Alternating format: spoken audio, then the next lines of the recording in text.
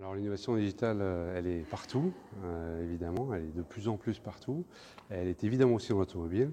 Et en fait, on différencie entre deux innovations digitales dans l'automobile. Une, c'est celle qu'il y a dans les produits.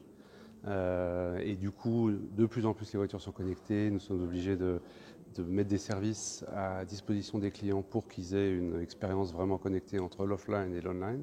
Et puis l'autre innovation digitale, elle est évidemment dans le domaine de la communication.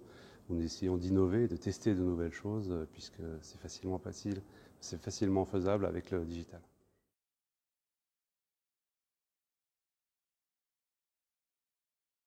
Alors nous avons fait beaucoup de petites innovations, on a fait beaucoup de chatbots, beaucoup d'initiatives plutôt de communication.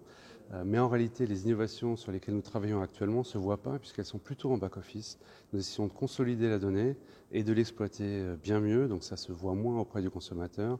Mais ayant énormément de données, nous avons des fois du mal encore à consolider la connaissance du véhicule avec la connaissance du client et c'est un travail assez lourd à mettre en place.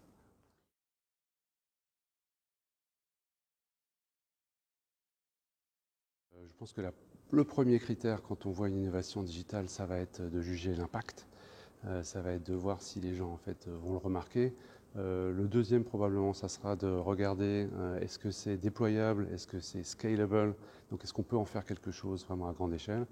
Et puis troisièmement, probablement de regarder est-ce que ça apporte quelque chose à la société.